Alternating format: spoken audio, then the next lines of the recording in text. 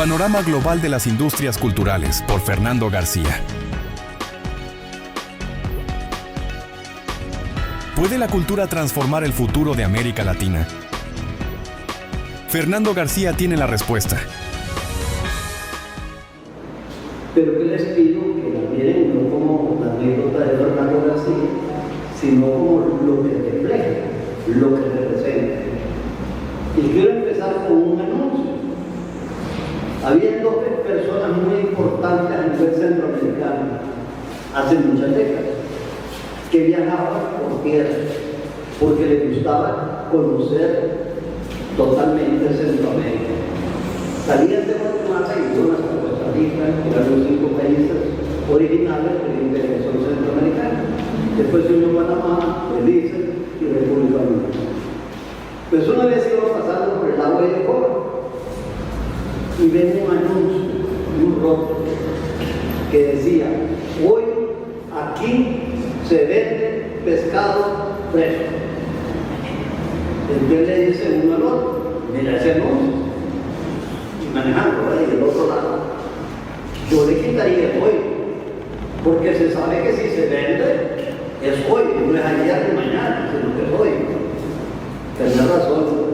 Y yo le quitaría el aquí, porque se sabe que si se vende aquí no hay otro lado. Tenía razón. Pero yo también le quitaría se vende, porque se sabe que no lo van a regalar, sino que lo van a vender. Entonces no le contesto, tenés razón. Pero yo también le quitaría el fresco, porque se sabe que no va a vender pescado, sino que va a estar fresco. Tenía razón. Entonces yo hasta le quitaría el pescado, porque se huele. Se huele el pescado, entonces no hay necesidad de eso. Hoy aquí se vende el pescado fresco. Eso relacionado con el maestro, para ver la importancia que tiene la publicidad, la forma de difundir el mensaje. ¿Por qué? No sé, no pude escuchar hoy la exposición del maestro, apreciado amigo y compañero cubano. Tuvimos el privilegio de estar esta semana con el presidente de Cuba en una reunión muy agradable, muy positiva para Centroamérica y para nosotros. Mi respeto para el pueblo cubano, para su resistencia, para su valentía, para su espíritu y su superación. Entonces, ¿qué pasa? Si bien es cierto, ellos le quitaron muchas palabras al anuncio, ¿qué decía un pedagogo brasileño, Paulo Freire, que tuve el privilegio también de que fuera mi maestro en 1967, cuando él estaba escribiendo la pedagogía de los niños? Ese mismo año había publicado La educación como una práctica de la libertad. Y Paulo Freire nos enseñó algo muy importante, que otros libros lo han señalado: la importancia de la palabra. Cómo la palabra sirve para transformar el mundo, para cambiar el mundo, para enseñar el mundo del futuro. Y de la forma en que enseñemos la política, en que la dibujemos, va a depender el futuro de la política. Va a depender de si queremos y participamos activamente en los procesos sociales, políticos, culturales, ambientales. El ERI, el Centro de Investigación de los Sacerdotes Jesuitas en el Progreso, hace una encuesta anual. Y en casi todas las encuestas de los últimos años, ¿qué aparecía? Por ejemplo, el tema del medio ambiente. 80, 90 y más % de la gente a favor de la protección del medio ambiente. Pero cuando llegamos a la pregunta de si participaban en organizaciones de protección del medio ambiente, apareció un porcentaje de 45-48%. O sea que en el momento en que se pronuncia a favor del medio ambiente y la acción, hay una diferencia. Ese paso adelante muchas veces no se da. y tiene una connotación muy importante. Pablo Freire trabajó mucho en la alfabetización de adultos en el gobierno de Yaculara, en Brasil, que le dieron golpe de Estado después del golpe de Estado de Evo Morales aquí en Honduras. A Vida Morales el 3 de octubre del 63 y a Yaculara en el 64. Pero los primeros dos golpes de Estado de esa década. Y Pablo Freire le tocaba estar en una cárcel de Yaculara por el golpe de Estado con Clodomir Santos de Moraes, otro compatriota brasileño que se dedicaba mucho al tema de la reforma agraria y de la organización del pueblo a través de cooperativas, empresas asociativas, empresas de la reforma agraria. Clodomir Santos de Moraes. Y entró en la cárcel, ellos no dialogaban. Clodomir estuvo aquí muchos años trabajando con la reforma agraria en los 70 y después le dimos un reconocimiento posteriormente. Entonces conversaban en la cárcel y Pablo Freire hablaba de tres tipos de conciencia. La conciencia mágica, que dejaba todo a un ser superior. La conciencia ingenua, que hablaba del destino, de las circunstancias. Y la conciencia crítica, la conciencia reflexiva, analítica, lo que hablaban de ver el entorno, la realidad. Siempre tener la mente, el corazón y el alma, porque derrama el espíritu interior en lo más alto, lo suyo, más allá, más arriba, más adelante, pero con su pies en el cielo, ubicado bien en la realidad que nos circunda. Entonces, como Pablo hablaba de esos tres niveles de conciencia, conciencia mágica, ingenua y conciencia crítica, Clodomir le decía: Pablo, se te olvida algo muy importante, y es la conciencia organizativa. Y ese es el planteamiento para ustedes. La necesidad que ustedes, con su capacidad, con su sensibilidad artística, superen los yo y construyan colectivamente en nosotros. Nosotros como gremio global de los artistas y también con cada una de las particularidades de las expresiones específicas de cada uno de los artistas de la pintura, los de las letras, los de la escultura, los de la danza, los de la poesía y así sucesivamente. Porque es muy importante, muy importante. Muy importante la organización. Pablo Freire nos enseñó muchas cosas en el año. Y si ustedes ven hacia afuera, van a ver plantas, posiblemente algún animal, alguna ardilla, algún perro, algún gato. Si yo le pregunto al compañero, para usted, ¿qué es la naturaleza? ¿Qué le dice usted a un niño que le pregunta, tío, padrino, papá, qué es la naturaleza? ¿Qué le contesta a él? Es todo, la vida, todo lo que nos rodea. Muy bien, todo lo que nos rodea, pero nosotros también somos naturaleza. Somos vida, como usted lo dice. Con la diferencia que el ser humano tiene la capacidad de que aquí estamos con la naturaleza y tenemos la capacidad de desprendernos de ella y en cierta forma verla desde afuera. Y esa es la sensibilidad de ustedes como artistas. Ustedes perciben sutilezas de colores verdes, amarillos, azules, que nosotros, los seres humanos, comunes y silvestres, a veces no percibimos. Los tonos de la música. Ustedes perciben más tonos de música que nosotros. Entonces, en ese desprenderse de la naturaleza y que la podemos ver desde afuera, tenemos la oportunidad de decir: vamos a transformar el mundo, vamos a cambiar el mundo o vamos a contribuir a depredar el mundo. Y esas son las grandes diferencias que hay entre nosotros los seres humanos.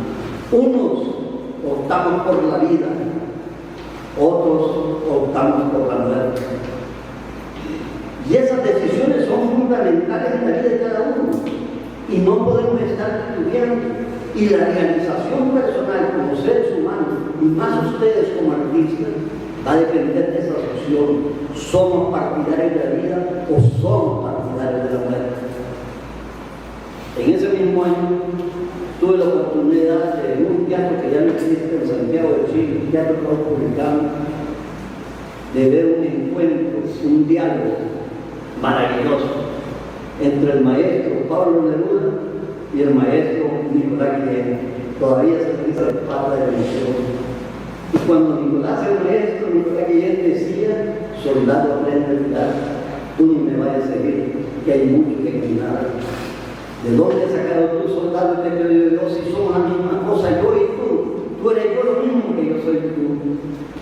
¿Qué significa eso? El respeto entre los seres humanos, el respeto entre los artistas, pero la necesidad de lograrlo, de unirnos.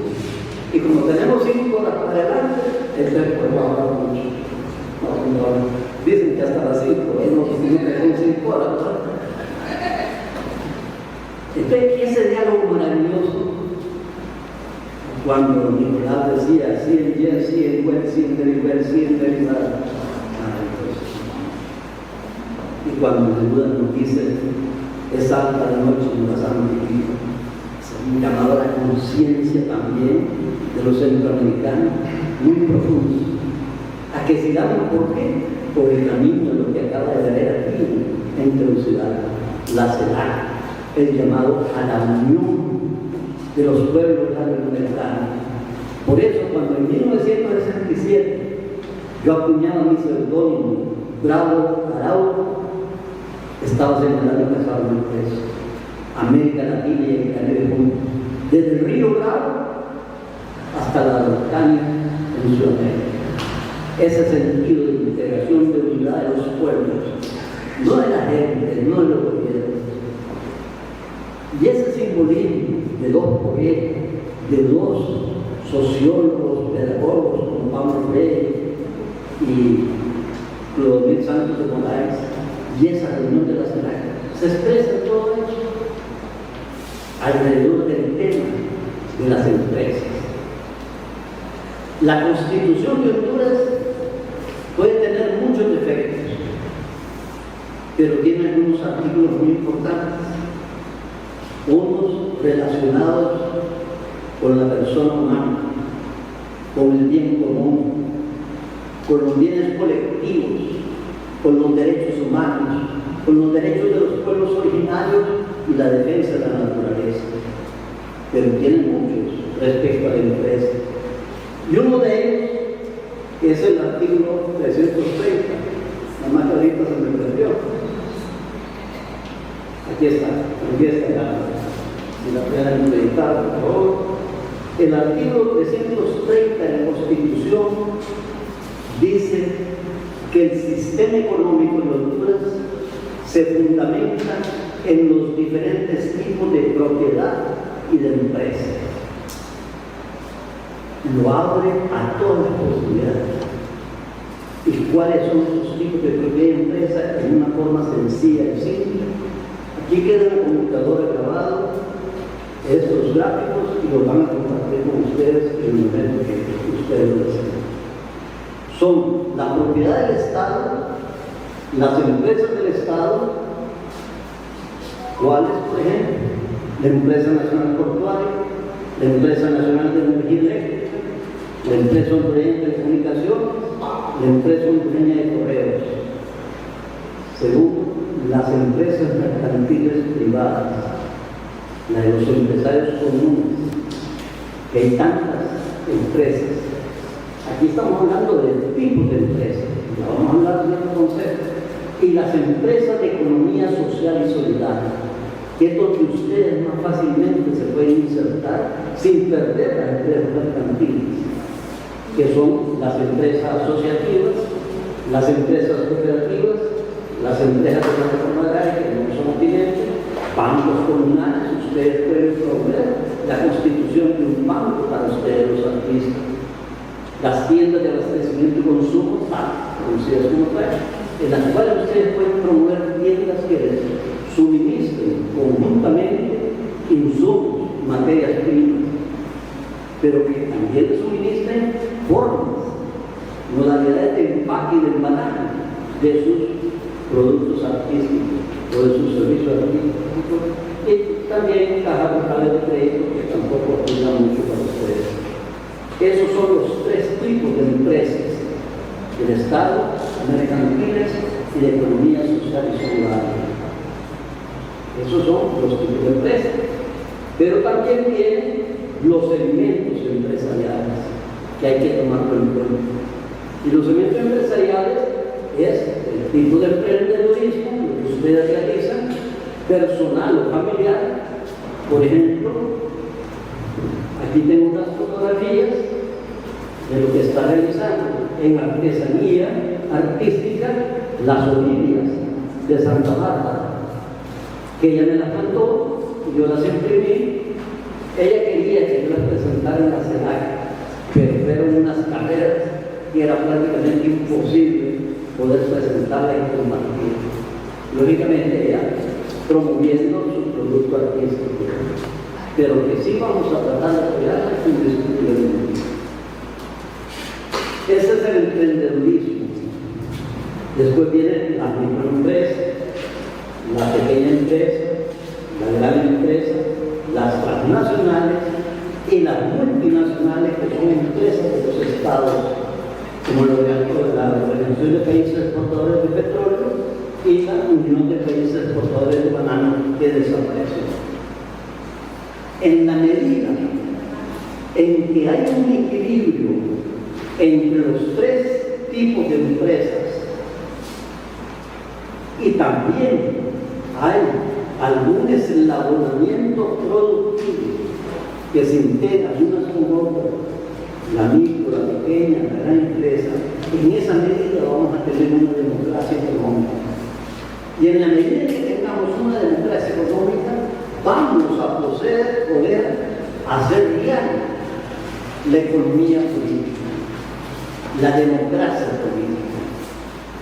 Ya no solamente es que la economía sea democrática, sino que también la política tenga los mecanismos para que la gente pueda ser realmente participativa, pueda elegir, porque sabe que no tiene que depender de un subsidio, de un bono, de una caja de alimentos, sino que como persona emprendedora tiene la posibilidad de ejercer su voto con plena libertad, porque se sustenta la democracia política en la democracia económica.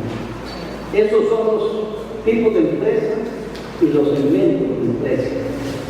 Pero también uno tiene que fijarse que ahora, dentro del sistema económico que vivimos, capitalista, y un modelo conocido como neoliberal, prevalece el criterio que la competitividad debe ser empresarial, la competencia desmedida entre los diferentes tipos de empresas.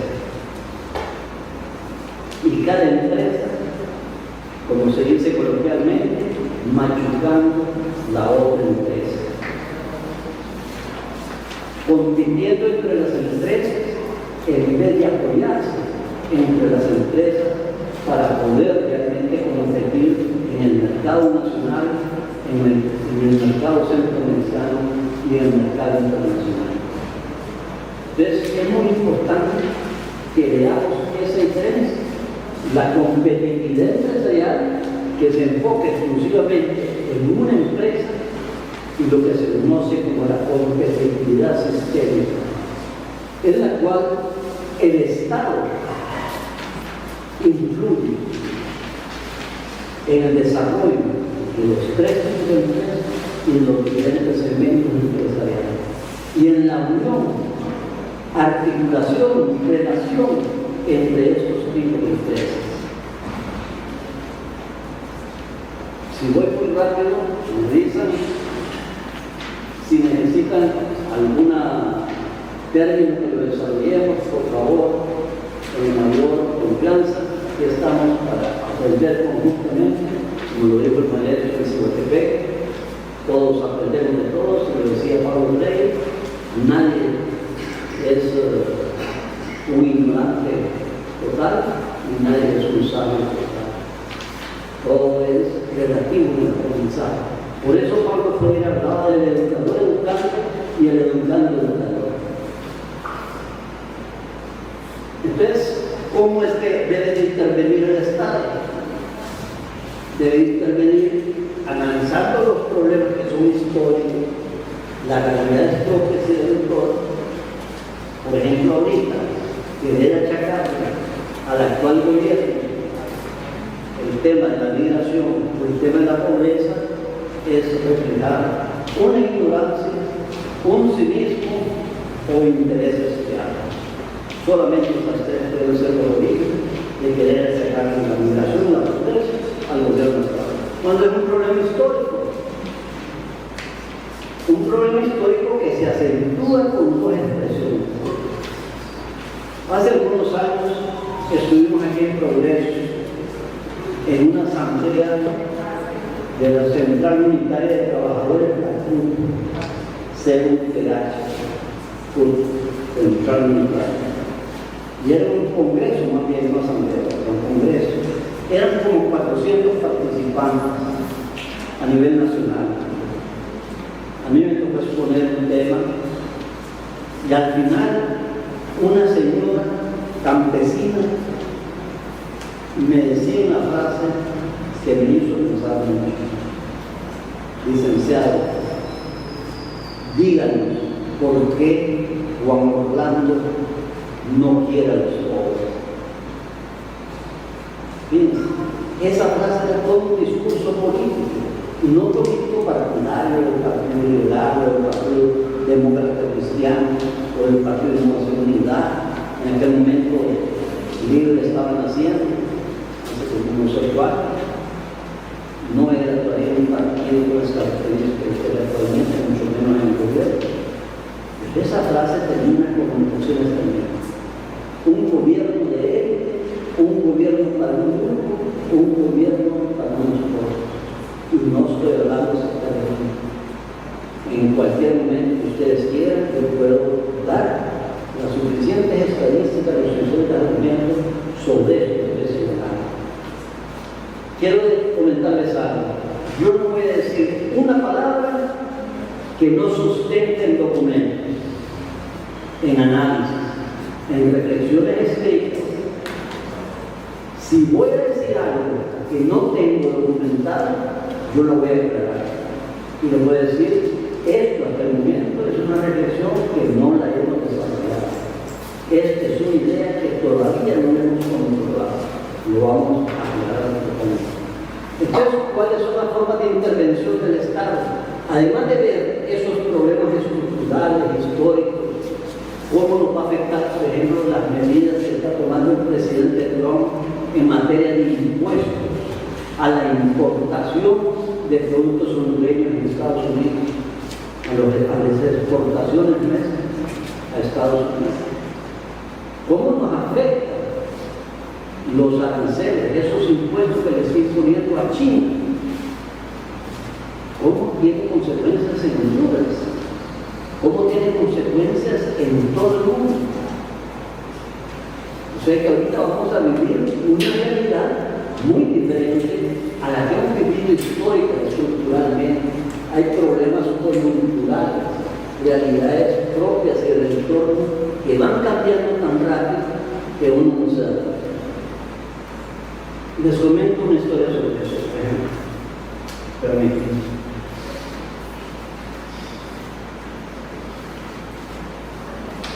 Antes de que se olvide. Hubo un dirigente de la Comunidad Económica Europea muy poderoso, muy influyente, de origen francés, que se llamaba comisionado, el cargo era el comisionado Chérisson, era el apellido, para la inversión extranjera. Y él diseñó unas líneas de financiamiento, de apoyo a las empresas que quisieran venir a invertir en América Latina. Y nosotros los centroamericanos y latinoamericanos promoviendo nuestros proyectos para ver qué inversionistas europeos querían venir a América Latina. Pero en eso se cayó el muro de Berlín, se desintegró la Unión de Repúblicas Socialistas Soviéticas Y aquel proyecto del comisionado Cheysson se murió. Se murió porque el gran empresario europeo decidió invertir en los grandes mercados. El mediano empresario europeo se fue a invertir en los países de Europa del Este. Y el pequeño empresario trató de acorazarse dentro de sus mercados de países o mercados europeos. Entonces, aquel proyecto que podía haber sido de gran beneficio para América Latina porque nos permitía diversificar la inversión, se cayó por dos eventos internacionales. Eso nos demuestra que debemos de comprender que hay tres ámbitos en la vida de todos y cada uno de nosotros. Un ámbito es en el que tomamos decisiones.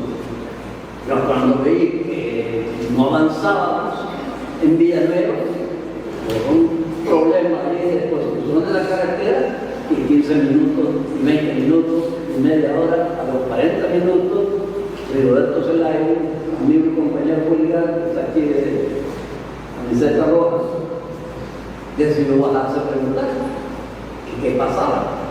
Y encontramos una calle paralela. Y nos metimos por la calle paralela, y por eso logramos llegar más o menos con solo una hora de desplome, ¿no? En vez de la 1 a las 2. Pero por preguntar y por ver que nosotros no teníamos el control de eso en ese momento. Pero la decisión fue: nos vamos por la calle paralela, no esperamos a nada. Y así, pues, cuando salimos como un kilómetro y medio adelante, vimos que no había un uso legítimo del derecho a la migración que tenemos todos los pueblos del mundo. Entonces, ¿cuál es un tema de política pública en que podemos incidir? Casualmente, que se elaboren políticas públicas de apoyo a las empresas de economía social, de este lado, y de aquel lado, a las micro y pequeñas empresas, y particularmente a las empresas de los artistas. Como les decía, yo quiero contar anécdotas de mi vida como funcionario público, pero no con la pretensión de que usted diga: Fernando, compañero Fernando, amigo Fernando. No, lo que quiero que valoren es la experiencia. A los, ¿qué fue? 25 años de edad, fui nombrado el primer director de comercio interior. Y el primer día, un sábado, me toca platear, arreglar los escritorios, porque no existía televisión. Se creaba en ese año.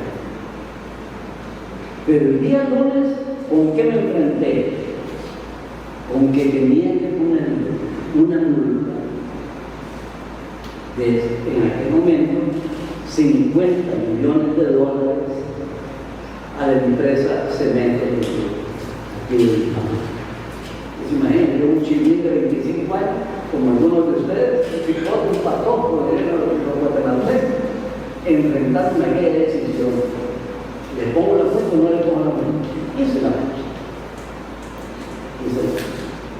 Pero ¿qué hicimos también? Promovimos la organización de los detallistas y logramos una asociación de detallistas. ¿Qué es eso? Que los vendedores de las porterías se unieran. ¿Para qué? Para comprarle a las grandes empresas, a los mayoristas, a menor precio y poder bajar los precios para los consumidores. Se estaban beneficiando al detallista y estaban beneficiando al consumidor. Pero hacíamos labor de investigación también, y de repente nos encontramos que una bolsita de café de la misma empresa, con la misma denominación, todos los gramos, todas las cosas, había 3 calidades diferentes. Y era el mismo diseño de la bolsita y todo el café. Una era para lo que en aquella época eran los supermercados del centro de Tegucigalpa, otra para las pulperías del centro y otra para las pulperías de los barrios marginados. Y esa era la de menor calidad. ¿Se imaginan? Entonces, para que miren qué estoy señalando ahí. No lo que investigamos, sino la forma en que actúan las empresas, para que usted valore apropiadamente con quién se van a asociar. Pero a propósito de eso, ¿con quién se van a asociar?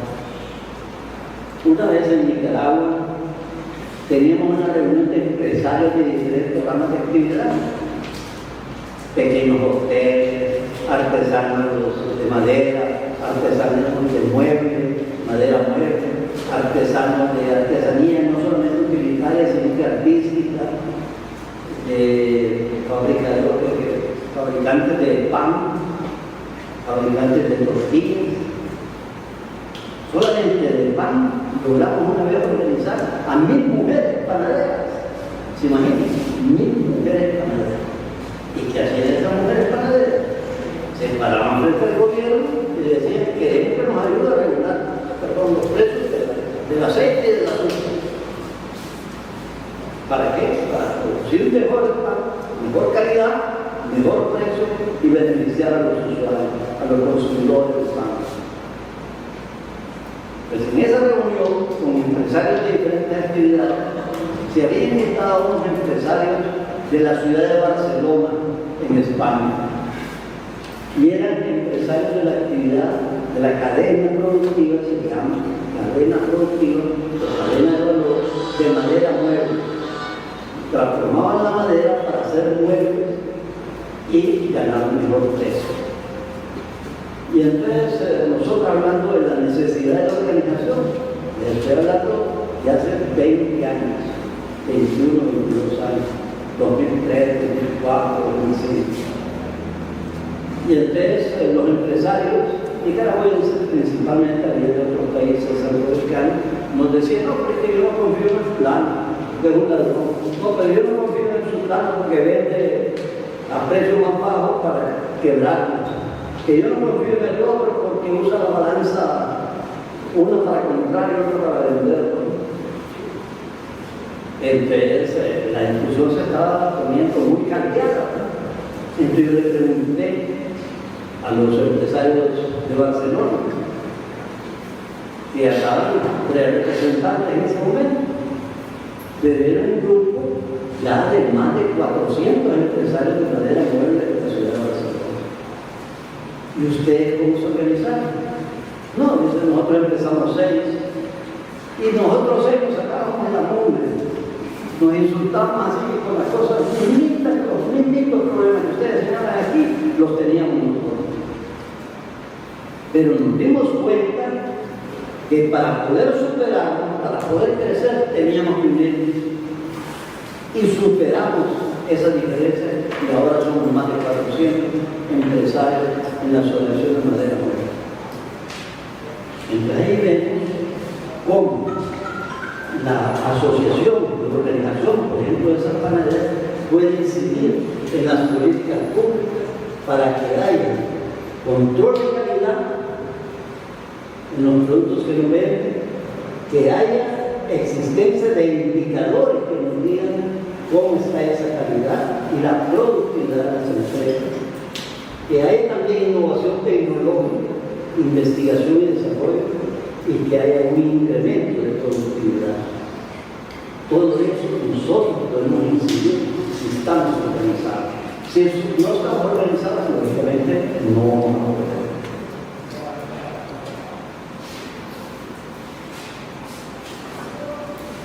En aquel momento, también usted lo que son las experiencias empresariales, llegan los torrefactores. Los torrefactores son los que transforman el café en grano para producir la bolsita de café. Y entonces llegan a pedirnos un aumento de precio. Nosotros teníamos una lista de productos que teníamos que regular los precios. Y entonces yo les digo: preséntenos las contabilidades de costos de ustedes, a ver cómo se han incrementado los costos, a ver si se puede autorizar el aumento de precio de la bolsita. Se ponen muy molestos y se retiran y se van. Entonces, a mediodía, eso fue en la mañana muy temprano, a mediodía me llama uno de los más grandes empresarios del mundo, Miguel José, y me dice: dice, Fernando, fíjate que necesito una audiencia con vos, ¿cuándo reunimos? Sí, claro, que señor Miguel, que entra a las 2 de la tarde. Y llega a las 2 de la tarde y me dice, Fernando, fíjate que los muchachos estuvieron aquí con vos y dicen que no les quieres aceptar un aumento de precio. Fernando Miguel, ¿quiénes son los muchachos? Empecemos por eso, ¿no? Por precisar quiénes son los muchachos. No, los correlactores. Y don Miguel, yo no le generé aumento de precio. Yo lo que le dije es que me presentara su contabilidad de costos para ver cómo se aumentaba la materia prima y los insumos que ellos usan, para ver si se justifica el aumento de precio. Resulta que los correlactores, es cierto que se hace muchísimos años, en 1974, no llevaban contabilidad, ni siquiera contabilidad general, mucho menos contabilidad de costos. Ustedes tienen que llevar, aunque sea muy sencilla, pero tienen que llevar una contabilidad. ¿Cuánto les cuesta un lienzo donde van a hacer la pintura?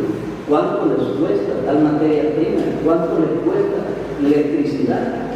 Aunque sea en el garaje de su casa, hay que imputarle un costo a esa electricidad que ustedes consumen para hacer determinada obra o servicio. Pero también, y ahí está lo más difícil, ¿cuánto es el costo de su trabajo? Costo, precio y valor. Y el valor es lo más difícil, principalmente con los artistas, porque el artista plasma en su obra, ya sea musical, pictórica o artesanal o arquitectónica, ahí plasma su alma, su corazón, su vida. Exterioriza, nos comparte lo más sublime de ella, nos comparte su forma de ver el mundo, su cosmovisión, como dirían los pueblos originarios. Entonces, por eso, nosotros en aquel momento no podíamos autorizar el aumento de precio a los redactores que no llevaban una calidad. Pero ustedes sí tienen que llevar algo que sea muy sencilla, por favor. Todas las nosotros como artistas, ¿cómo podemos determinar el valor de forma específica, de forma constante, el precio de nuestra mano de obra? En primer lugar, no hablemos de mano de obra, rompamos con ese concepto. Es el talento humano de ustedes. ¿Cómo valorarlo? Piensen. ¿Cuánto es el salario mínimo de la profesión más sencilla? Segundo, ¿cuál es el nivel de salario de un profesional? Tercero, ¿cuánto es el mercado que hay en ese producto o servicio? Porque ustedes tienen que estar conscientes que se están llegando las litografías chinas a precio, como decimos coloquialmente, de gallo muerto, pues lógicamente ustedes tienen que empezar a ganar su espacio del mercado de los compradores de pinturas poco a poco, paulatinamente y progresivamente, ganándose ese espacio de los compradores. Un segmento de mercado, como dirían algunos, posiblemente lo usó el maestro, un segmento de mercado que valore la expresión artística y no valore una obra, una litografía, en el caso de la pintura. A mí me gusta mucho la artesanía. Por ejemplo, yo tuve la oportunidad de estar varios días en la ciudad de Puebla, en México, y ahí la artesanía es un desarrollo magnífico. Yo tenía ganas de andar un tren, casi, ¿no? Para comprar si me hubiera podido traerme, ¿sabes? Y no para revender, sino que me fascina la artesanía, tanto en utilitaria como en artística. Pero, no se puede, pero sí tenemos que ir viendo eso de los segmentos del mercado. Otra experiencia, no engañar al comprador. En ese mismo año 74-75, yo llegaba aquí a los molinos harineros como director todo el precio interior y pesar los quintales de harina. ¿Y qué sucedía con los molinos harineros? Imagínense qué podían haber hecho. No es que movían la balanza, como dice la ley, sino que pesaban el quintal de harina mojado, entonces pesaba más. Entonces cuando se secaba y lo vendían al mayorista, detallista, le vendían menos libras. Y lógicamente ganaban menos. No engañen jamás a un comprador, a un usuario de un servicio artístico de ustedes. Eso tiene que ver con la calidad y la productividad. Y esa es la calidad, la productividad, tiene que ver con la cantidad. Ya entramos en un problema con los artistas. No un problema, no me expresé mal, con una situación muy particular. Y es que a un artista no le pueden pedir hágame 10 pinturas en este mes, porque no necesariamente. Háganle 10 canciones, entonces recurren a la inteligencia artificial y les hacen mucho. Pero el valor propio se pierde. Entonces ahí estamos en una valoración de la propia actividad artística muy particular, muy especial. Un segundo tema es la inteligencia del mercado. La inteligencia del mercado difícilmente la vamos a poder hacer un empresario u otro solo, porque es muy costoso. Ahora, con la inteligencia artificial es un poquito más fácil, pero aún así, cuidado con la inteligencia artificial, ¿no? Porque engaña. Yo, por ejemplo, el otro día, un mes, le pregunté cuánto golpe de Estado había tenido en Chile y me sacaba nada más el golpe de Estado de Pinochet. Ayer, y no, había habido uno en el mismo siglo XX y uno en el siglo XIX, pero eso no lo quería reportar la inteligencia artificial como golpe de Estado. Entonces hay que tener cuidado con la inteligencia artificial. Entonces la inteligencia de mercado nos sirve para ver cómo se está moviendo el mercado nacional, el mercado regional, el mercado internacional. Y algo que puede ser muy importante para ustedes, los mercados de élite. ¿Qué son los mercados de élite? Son básicamente 4 mercados. El mercado nostálgico, el mercado solidario, el mercado ético y el mercado étnico. El mercado nostálgico es aquel de nuestros migrantes que en el exterior aspiran a comprar productos de su país de origen. Solidario, aquel que sin ser de ese país de origen quiere solidarizarse con ese pueblo y quiere apoyar, comprar productos de ese país. El mercado ético y el nostálgico también, el solidario y el étnico, por pueblos originarios. Por ejemplo, en Cihuatepeque habían varios artistas del pueblo Pech. Rescatar esa expresión artística del pueblo Pech sería muy importante. Acuérdense de una obra, Nubababú, del pueblo garífuna. Esa obra fue reconocida como Patrimonio de la Humanidad por la Organización de Naciones Unidas para la Educación, la Ciencia y la Cultura, la UNESCO. Su director de teatro, Rafael Murillo Selva, llegó a ser director general de cultura para América Latina con sede en Cuba, hace varias décadas. Rafael Murillo Selva. Pero así, nuestras expresiones étnicas de nuestros 9 pueblos originarios debemos, como Estado, tener la obligación, la responsabilidad de apoyarlos, de fortalecerlos, de enriquecerlos, para que sus cosmovisiones, esas visiones del mundo, de sus pueblos, de su identificación con la naturaleza, de su ser parte de la naturaleza, del bosque, del río, de la montaña, de las plantas, de los animales, su convivencia armónica con esa naturaleza, no se pierde. No se pierde. Entonces, esos mercados son muy importantes. Y el mercado ético, que es aquel que parte de un concepto o dos conceptos. Uno, el precio justo. No pagar el precio de mercado que normalmente se vende, sino que un precio que realmente valore lo que la cultura es, la expresión del ser humano a través de las diferentes actividades artísticas. También hay picardías de mercado y de comercialización.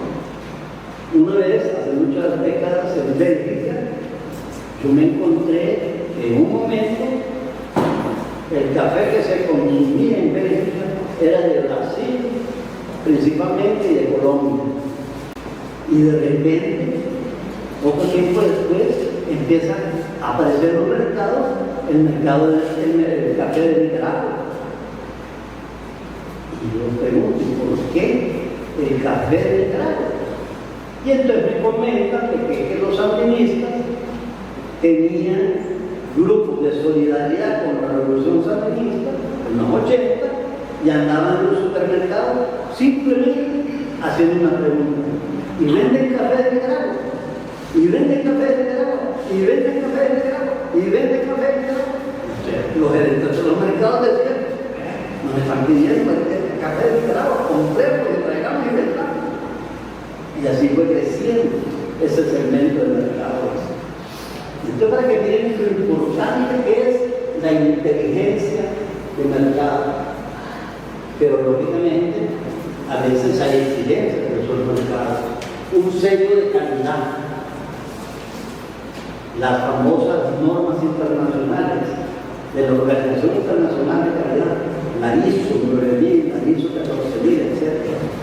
Pero también hay el sello verde, que significa que el procedimiento y el producto o servicio final es compatible con el respeto a la naturaleza. Ese es el sello verde. Y el sello ético, que es el que respeta los derechos humanos, el derecho de los pueblos originarios y las normas laborales y los derechos de la mujer. Y eso es muy importante tenerlo que tener conciencia. Después viene la necesidad del análisis de la organización empresarial por actividad, como ya lo habíamos dicho, con dos expresiones. Una, la organización, por así llamarla, gremial de todos los artistas, y una segunda, la organización de cada actividad artística, los pintores, los músicos, los de la danza, los de la artesanía utilitaria, artesanía artística, arquitectura, etc. Muebles. Aquí están expresados artistas de música, literatura, pintura, los géneros musicales, los géneros literarios, superando la resistencia al cambio y la necesidad de innovación tecnológica que sea compatible con la dignidad del ser humano. Y por otro lado, recordando, por ejemplo, la necesidad de promover las escuelas de pintura y promotores de la pintura. Aquí una señora, Irma Leticia, yo tengo bastantes fotos de esa exposición de pintura. Me gustó mucho, pero por desgracia, las carreras se fueron tremendas. Fueron tremendas, ¿por qué? Porque hubo una delegación que vino a bloquear la conferencia, la cumbre del presidente, y es Argentina. Argentina vino a oponerse sistemáticamente a todo, a bloquear completamente. Entonces, por ejemplo, las sesiones eran desde las 8 de la mañana, yo me iba porque tengo problemas de columna, 2 columnas, la columna diaria y la columna física, y entonces me iba a las 12 de la noche y ellos quedaban todavía discutiendo. Párrafo por párrafo, porque Argentina, que una cosa, que es un punto, que es la frase, que es la palabra. Entonces uno tiene que estar consciente de que a veces la feria, las exposiciones tienen que ser muy propias, y la Secretaría de Cultura, con estas otras organizaciones, puede contribuir mucho uniéndose la Secretaría de Cultura con algunas de las direcciones de la Secretaría de Desarrollo Económico u otras secretarías de Estado, para superar este tipo de problemas que se mencionan acá. De ahí hablábamos sobre el entorno internacional y latinoamericano, el mercado centroamericano, el mercado latinoamericano, pero eso lo podemos dejar para otro momento. Si quieren, hacemos un receso. Durante el intermedio se plantearon dos temas.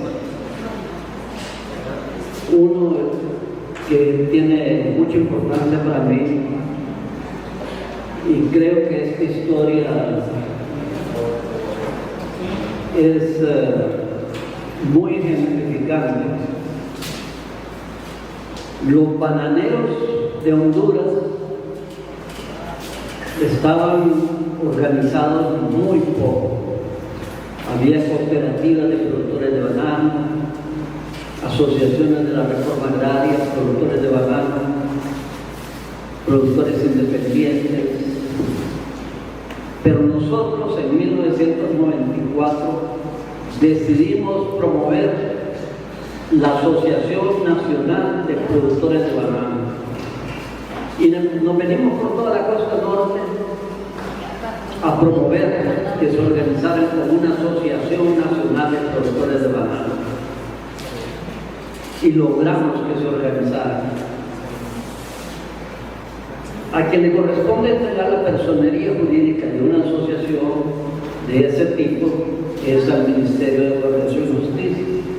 Pero el ministro de Gobernación en aquel momento, un doctor en Derecho, Efraín Mucasio, muy honesto, muy íntegro, mejor dicho, íntegro, honesto y muy capaz, sabía que yo me identificaba mucho con los bananeros nacionales y me permitió que yo viniera a San Manuel Cortés, aquí cerca, a entregar la personería jurídica en Casmur, la cooperativa de productores de banano de esta zona. Pues a los días hay un cambio de embajador como el que se está dando ahorita en los Estados Unidos de América. Y el nuevo embajador me pide una cita y me dice que es una cita de cortesía, una visita de cortesía solo para conocerlo. Y yo se lo doy como normalmente daba a las 7 de la mañana o a las 8 de la mañana. Y llega el embajador con su consejero económico. Y me dice, ministro, mucho gusto, es una visita de cortesía, pero yo quisiera, me han dicho que a usted le gusta trabajar y quisiera ver si podemos comenzar a trabajar. Claro que sí, embajador, en el marco de la ley y de la cooperación, todos comencemos a trabajar. Primer tema, ¿por qué usted prohibió la producción, la importación de arroz de Estados Unidos a Honduras? Entonces yo le contesté, mi senador, yo no prohibí la importación de arroz de Estados Unidos a Honduras.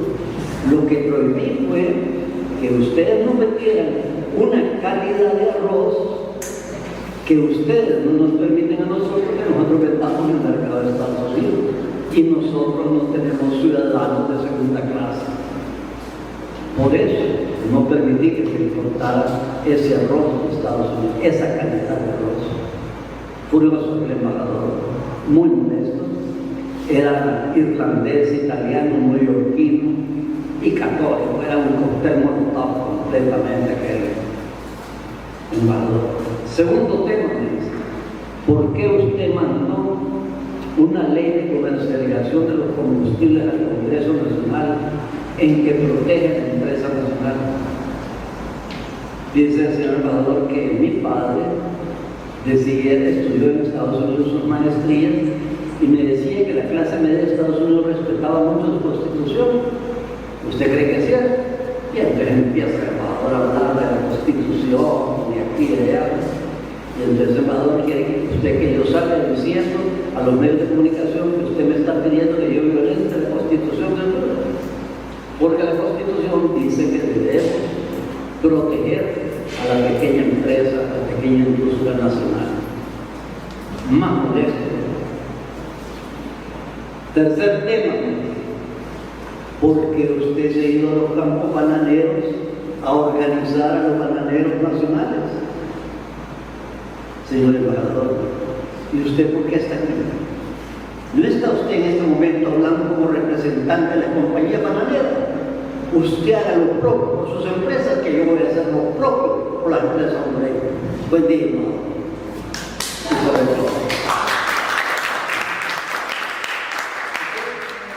esta historia la recuerdo porque la compañera que estaba cantando en ese momento es de San Manuel Cortés, y me revivió. Yo venía hablando de sus compañeros de viaje, a Josué y a Río, casualmente, y Río lo recuerdo muy bien, la importancia que tiene para mí San Manuel Cortés, por esa experiencia tan rica, como nos reuníamos ahí en Casabul para recordar, promover esa asociación de productores de banano. Entonces, lógicamente, en la medida en que los productores de banano estaban organizados, podían negociar mejores precios con los bananeros, con las empresas bananeras de Estados Unidos. Era un tema de negocio. Y si él representaba los intereses de los bananeros, yo tenía que representar, como corresponde, los intereses de los productores nacionales de banano. Pero las reglas de la vida sí son muy especiales. De repente, la Unión Europea nos impone cuotas de exportación de banano a Honduras, hacia Europa. No podíamos exportar más que cierta cantidad. Entonces, me arriesgo a Estados Unidos para demandar a la Unión Europea en la Organización Mundial de Comercio. Y ganamos 2 veces. Entonces, la Unión Europea nos aumentó las cuotas y pudimos exportar todos. Pero después me tocó demandar a Estados Unidos en un tema textil, también en la Organización Mundial de Comercio, y la ganamos. Le ganamos a Estados Unidos en un tema de textil. Nosotros queríamos tener la posibilidad de producir hilo, tejido plano para todo el tema de la máquina textil vestuario. Y así integrábamos la cadena, hilo, tejido y vestuario. Entonces, eso que refleja la importancia de la organización, las dos historias, pero también de que el gobierno represente apropiadamente los intereses nacionales.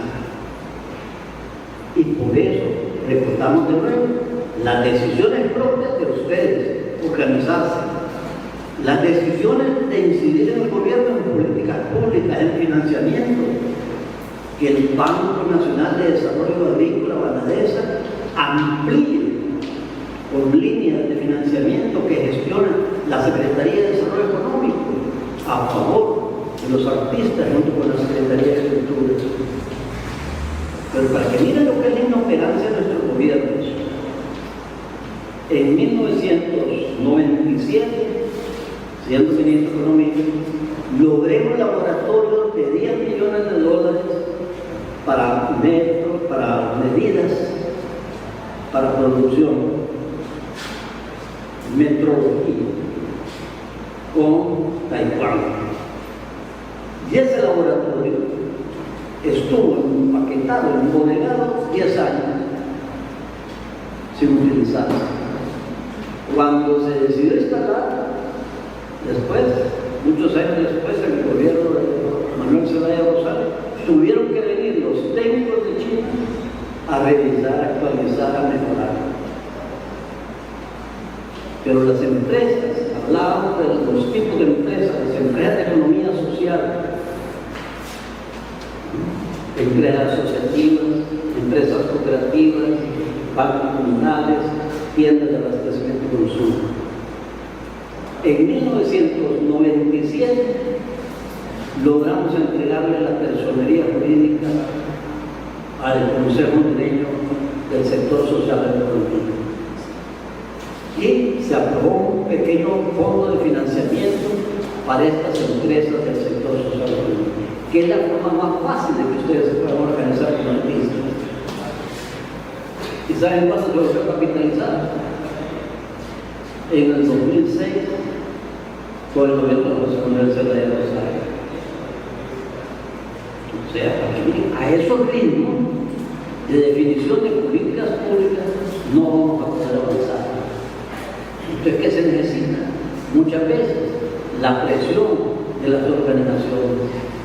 Y ustedes como artistas tienen que funcionar.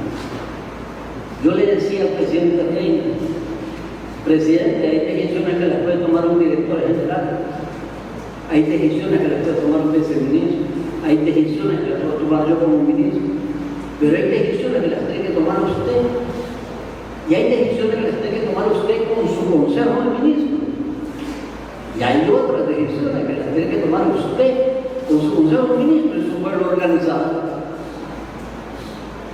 porque son de tal magnitud, de tal trascendencia, que se requiere esa organización popular, ese soberano expresado orgánicamente en un pueblo, pero orgánicamente muy consciente, muy politizado, para poder tomar determinadas decisiones, como fue, por ejemplo, el eliminar el servicio militar obligatorio. En diciembre de 1995 llegan las 5 compañías petroleras que había en aquel momento: la Texaco, la Chevron, la Shell, la ESO y Petrotel. Y llegan a hablar con el viceministro de Comercio Interior, con Julio González, una persona muy honesta, con muy buena formación profesional.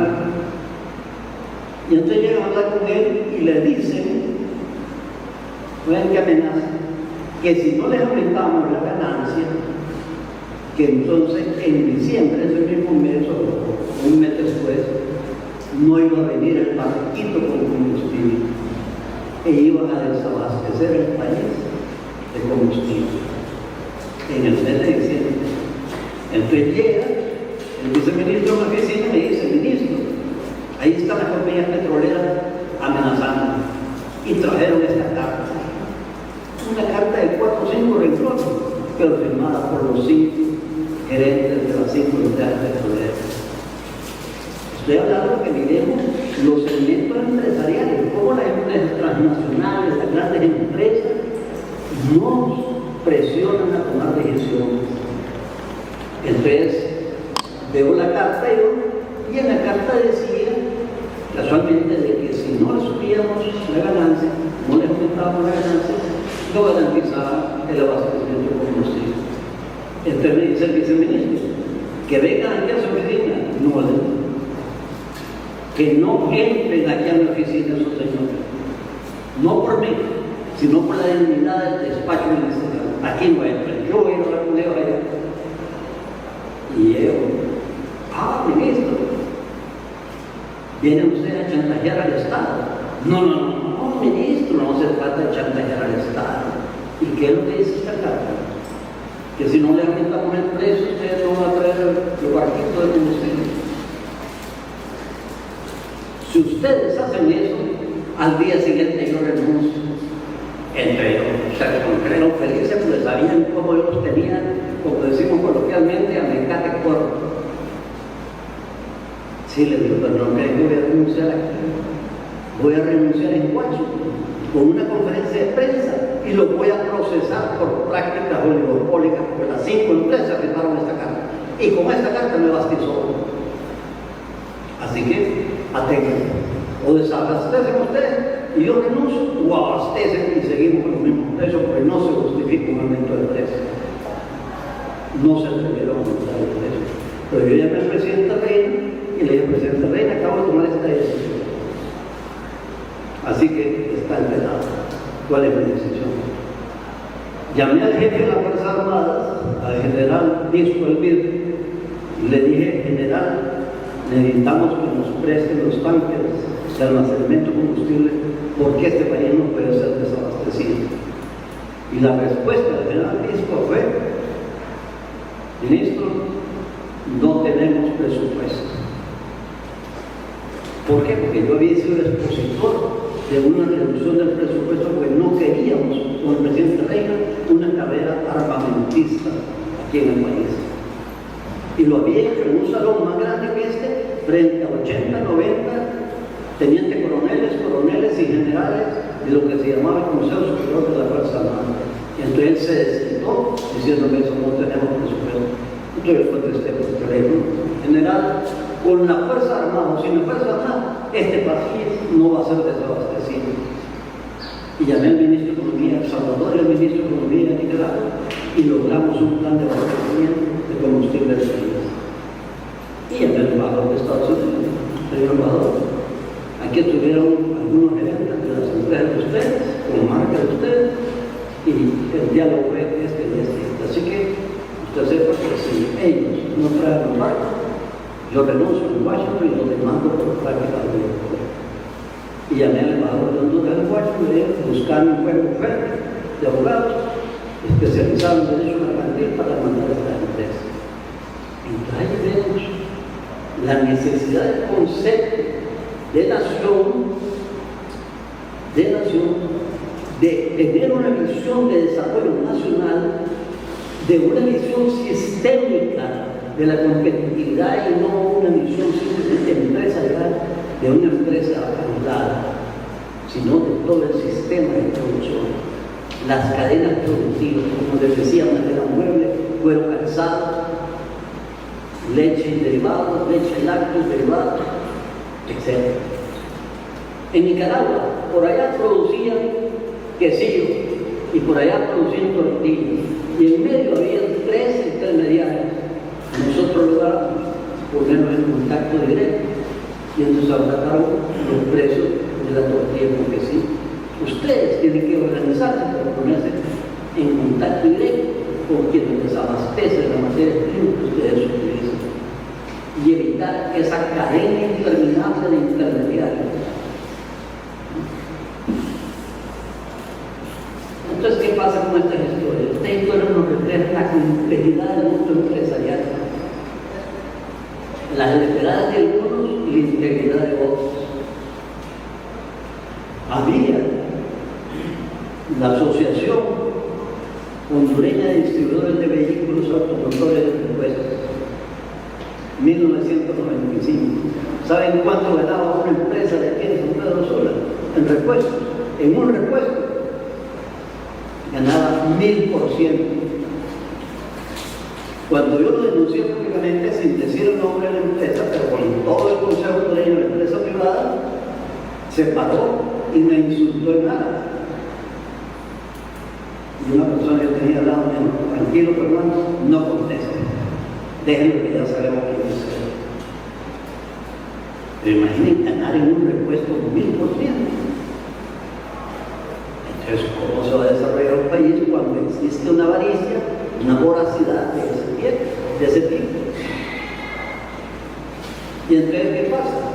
Si unimos eso con mi columna, resulta que mi columna, como le comentaba la compañera y otro más, me inclina hacia la izquierda. Cuando doy cuenta, principalmente me inclina hacia la izquierda, pero no es ideológico políticamente, es simplemente un tema físico. Y entonces aprovecho para contarles una historia para que miremos cómo todo es relativo. En Guatemala, debido a una revolución que se llamó la Revolución del 44, subió al poder el doctor Arevalo. Y el doctor Arevalo era muy progresista. Y a los años vino acá a dar una conferencia en la universidad. Pero un grupo de estudiantes muy radicales, antes de que él entrara al Paraninfo, en el Parque de la Merced, para su conferencia, gritaban: el doctor Arevalo se hizo de derecha, y el doctor Arevalo ahora es un derechista. Y el oyente, y no lo reconocieron. Al rato él sube a dar la conferencia, y entonces le dice: muchas gracias, les estuve escuchando ahí cuando decían que yo me hice de derecha, pero yo no me he hecho de derecha, yo sigo con mi misma posición. Acá, bien, unos planteamientos. Lo que pasa es que después de que nosotros hicimos gobierno, vino Fidel Castro y se puso a la izquierda, vino Che Guevara y se puso a la izquierda, vino Mao Zedong y se puso a la izquierda. Entonces, lógicamente, parecía que yo estaba a la derecha, pero yo no me moví.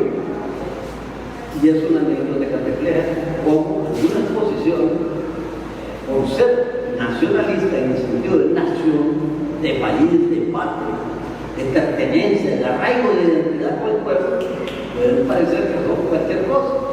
Para aquellos que no saben estudiar la historia, que no saben estudiar los signos de los tiempos, que no saben estudiar las necesidades y demandas de los pueblos.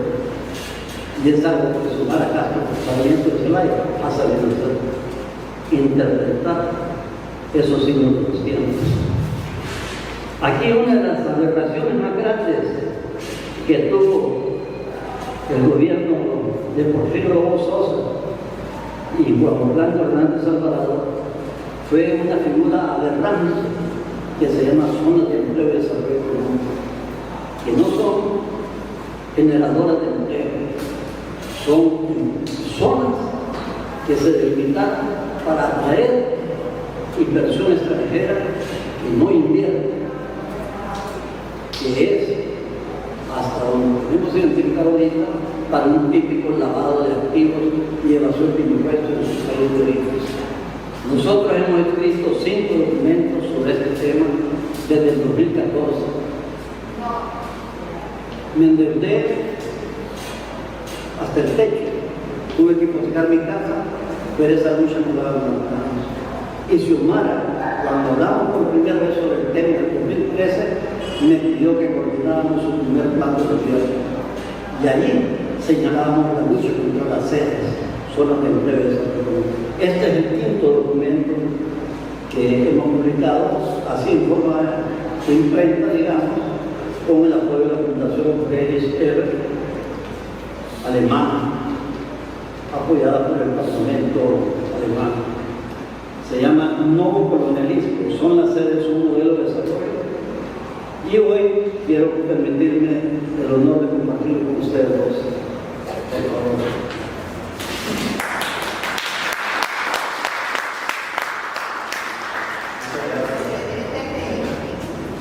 Gracias. Gracias. Amén. Entonces, ¿qué es lo que hizo Xiomara? Ella se dio cuenta que eso que nosotros estamos planteando allí, esa forma nueva de colonialismo y los planteamientos que hicieron múltiples organizaciones a través de todo el país y más de 70 alcaldías pronunciándose en contra de las sedes, era una bandera legítima y ella la rescató legítimamente. Y es por eso que estando en el Estadio Nacional, estábamos ahí contigo y con Darwin y otros compañeros, y de repente el altoparlante me doy cuenta que me había nombrado como comisionado presidencial contra las sedes. Yo me di cuenta hasta que ese momento de Estado. Pero yo sabía que podían confiar en mí y que podías obtener mi cooperación en ese tema. Y así que, como habíamos luchado en el 2013, en el 2017, en el 2021, seguimos luchando en contra esa forma de colonialismo. Una figura empresarial transnacional que viene a afectar a todas las empresas nacionales, a todos los tipos de empresas y a todos los segmentos de empresas. Por eso, el llamado a la unidad es fundamental, ese llamado a la unidad.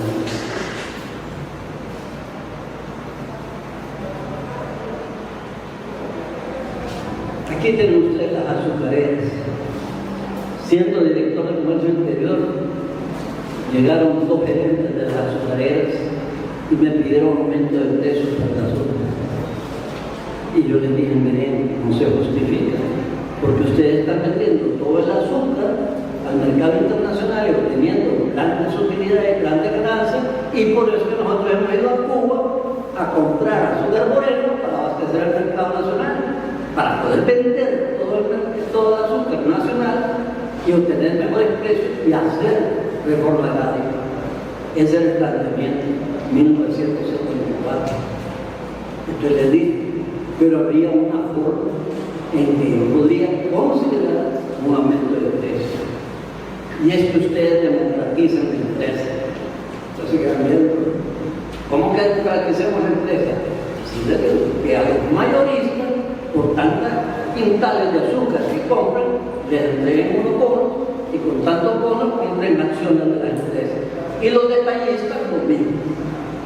Y se quedan bien no, pero nosotros somos una empresa democrática y le ofrecemos $100,000 en acciones de las azucareras. Bien, ¿sí? Pero no se preocupe por su nombre. Su nombre no va a aparecer como accionista de la empresa, va a aparecer como accionista de una empresa que va a tener acciones en otra empresa y esa otra empresa va a ser la accionista de la azucarera. Así que su nombre no va a salir a reducir. Salgan de aquí. Y no solamente lo saqué, sino que lo denuncié públicamente. ¿Y qué sucedió? Dos cosas. Una, me destituyeron, porque ya había habido un cambio de gobierno, y entonces ese gobierno ya era muy conservador. Y dos, el aumento de precios de la azúcar no pudo pasar, porque se generó una conciencia, un nivel de conciencia superior en el pueblo y en las organizaciones que ya no pudo pasar el aumento de precios. Entonces, esas son historias que reflejan claramente lo que es la presión y los obstáculos que ustedes pueden tener, pero ¿qué tienen más importante que esas presiones, que esos obstáculos? El compromiso, la perseverancia. Tenemos que con perseverancia hacer que la constancia y la permanencia de nuestras decisiones, de nuestras acciones y de nuestras organizaciones permanezcan de pie, de frente y caminando, que no sucumban. Aquí, allá en el centro, allá, a aquel lado, en la sucursal del Banco Central, aquí, en el centro de San Pedro Sur, el día que entraban aquellos 100 tractores de Venezuela, ese día teníamos allí una sesión en el Gabinete Económico con el Fondo Monetario Internacional. Y el Fondo Monetario Internacional, 2009 o 2008, finales del 2008, no me acuerdo ahorita la fecha exacta, nos pedía al Gabinete Económico que aprobáramos 5 medidas: que cerráramos Banadesa, que cerráramos el Instituto Nacional de Mercadeo Agrícola en Lima, que cerráramos los Banazúcar, que liberáramos los precios de los combustibles para que ganaran más las empresas, y que liberáramos el tipo de cambio de mentira frente al dólar para que el dólar valiera más. Yo me opuse rotundamente como ministro de Economía y las medidas no pasaron, ninguna de las 5. Eso que refleja una presión internacional. Y eso refleja el poder que tienen las transnacionales, que son las que, a través del gobierno de Estados Unidos, apoyan, capitalizan el Fondo Monetario Internacional, el Banco Mundial, Banco Interamericano de Desarrollo, Banco Africano, Banco del Caribe y tantos bancos subregionales para imponernos políticas. Pero depende de nosotros como pueblo, de nuestras organizaciones, que enfrentemos a la situación. Y ustedes son los que mejor pueden expresar la soberanía nacional, la soberanía popular, la identidad nacional, el arraigo, la pertenencia de nuestros 9 pueblos originales, e incorporar al pueblo chorotero, choluteca y valle a ese unésimo pueblo originario nuestro. Los pueblos que venían del sur, como los garífunas, los mezquitos, los pech, los que venían del Caribe, como los garífunas, los negros de habla inglesa, creoles, y los que venían del norte, como los mayas y los leños. Porque aquí, casualmente aquí en el Valle del Sula, es donde confluían los pueblos del norte y del sur de América, y principalmente en la cuenca de la presa Francisco Morazán del Cajón, allí en Cihuatepec. Porque Cihuatepec es el centro geofísico del continente americano, no el Ecuador, pero sí el centro geofísico del continente americano. Y eso tenemos que rescatar. Aquí venían los pueblos a comercializar. Y aquí venían los conquistadores del sur, los conquistadores del norte, los conquistadores del Caribe, para quedarse con Honduras, como vienen ahora estos neocolonialistas, neoimperialistas, a querer apropiarse de nuestro territorio nacional. Logramos parar más de 30 sedes, zonas de empleo y desarrollo económico. Subsisten 3. La de Roatán, que se llama Próspera Sede, la de Cholón, aquí en la vecindad, que se llama, para colmo, Ciudad Morazán, de un malcriado patán italiano, Máximo Mazón. Y yo le dije que por qué no se iba a hacer la sede sectaria Juan Mónaco, donde vive, junto con Titus Gerhard, un alemán que son libertarios típicos que quieren la destrucción del Estado y la derecha. Pero logramos para 30, ya han aparecido esta semana unos 2 nombres más que no conocíamos. Rigo, que es el que coordina el grupo con Josué y otro compañero hablando, investigando en cara, en archivo, porque escondieron todo. No nos entregaron ni una pieza. ¿Saben qué dijo el ministro que coordinaba por parte del gobierno anterior la comisión de transición? Nosotros nos vamos y ustedes llegan y todos felices. Pues no entregó nada. ¿Cuántas cajas hemos investigado? Por lo menos 850, algo así, ¿no? Sí, ya vamos más de 900 cajas. Más de 900 cajas. Ya se más de 800 leyes posiblemente. Y agarramos por aquí un memorando, por aquí una orden de viáticos, por aquí, para armar el muñeco de lo que es esas empresas que se querían apoderar de todo el territorio nacional, que pasaron de Roatán a Selva, ¿a dónde? Al puerto de Satuye. ¿Quién era Satuye? ¿Se acuerdan quién era Satuye? La mesa, el mestizaje de un esclavo africano con los pueblos caribeños,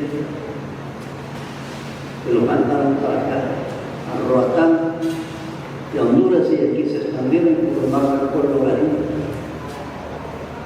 Y entonces van a ir al puerto de Satuye, a la aldea de Satuye, porque es un puerto natural importantísimo, y para golpear a nuestros pueblos originarios en el plexo solar aquí en el pecho. ¿Para qué? Para que vayamos perdiendo ese sentido de identidad y de pertenencia. Y ahorita se da esa lucha entonces, y en esa lucha están inmersos ustedes entre el panamericanismo y el latinoamericanismo. Por eso mi seudónimo, Bravo Arauco, para simbolizar el río Bravo, para la Afganistán, como decíamos hace un rato. Entre el bilateralismo y el multilateralismo, relaciones entre los países o entre toda América Latina y el norte global para poder negociar apropiadamente. Acuerdos de inversión, acuerdos comerciales, acuerdos de propiedad intelectual, para que no vengan a robarles a ustedes la propiedad intelectual de sus obras de arte. Porque siempre lo han querido hacer. Ustedes, el reto está en la parte de ustedes. La pelota está en su cancha. A patear, a golear y a exigir del gobierno que responda a los intereses y a las necesidades de los pueblos originarios. En ese año 1967, con Pablo Freire, él tenía un trato muy coloquial con nosotros. Yo era el menor del curso, éramos 23 de 9 países de América Latina. Y entonces un día nos dice a los compañeros de curso, cuando una persona, oigan bien ustedes, porque esto es una lección para todos, cuando una persona toma conciencia de su vocación ontológica, la razón de ser del ser humano, de ser sujeto de la historia, sujeto de las transformaciones de la sociedad, se convierte, y de ser objeto por distorsión histórica, de esclavitud, de opresión, etc., se convierte en sujeto. Yo un cipote de 19 años, 18 años y medio, 19 años, le digo, Pablo, ¿por qué no permitías entrar? Pablo me dice que yo creo que no se convierte en un sujeto. Y él me decía cariñosamente, poetita, ¿y por qué dices eso? Porque yo considero que se convierten en sujetos de la esperanza. ¿Cómo así? Desarrolla esa idea. Sí, el simple hecho de tomar conciencia de que uno tiene por vocación como ser humano ser sujeto y por distorsión histórica está reducido a la condición de objeto, ya no lo convierte en sujeto. Tiene que ser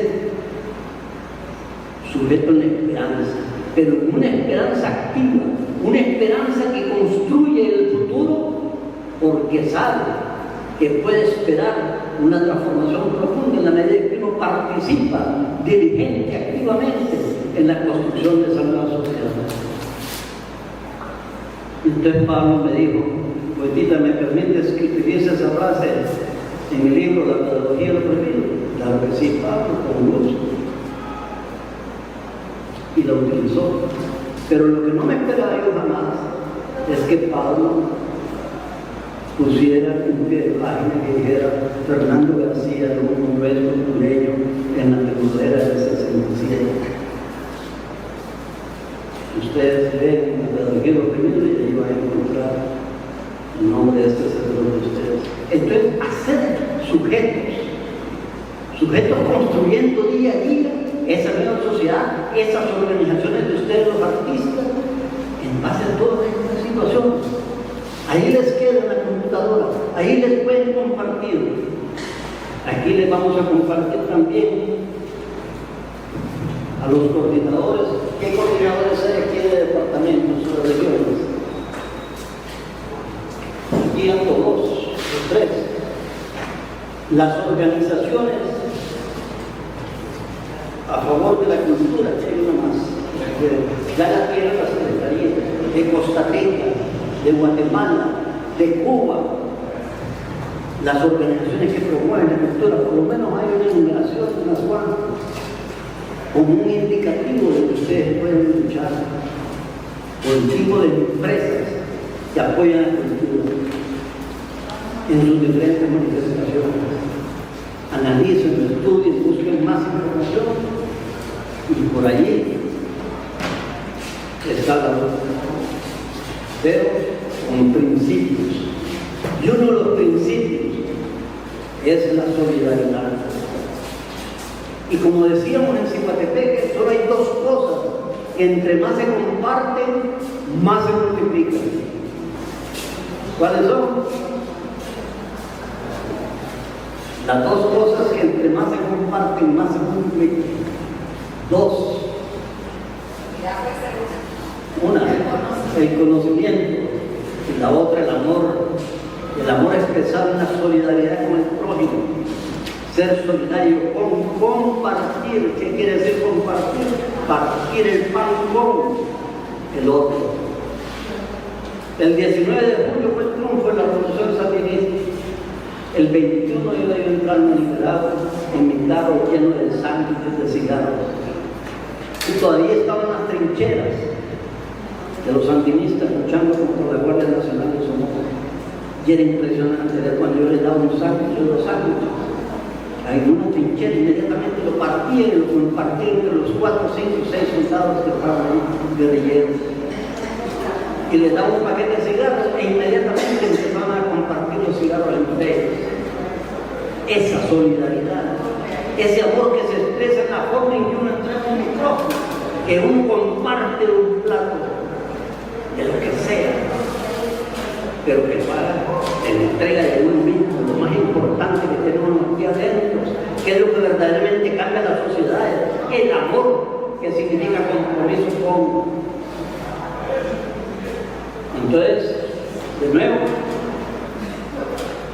para terminar con el Zihuatepeque, con aquella frase del Popol Vuh, que todos se levanten, que nadie se quede atrás, que no haya un pueblo ni dos entre nosotros que se quede atrás, que haya paz, mucha prosperidad y mucha felicidad para todos. Muchas gracias.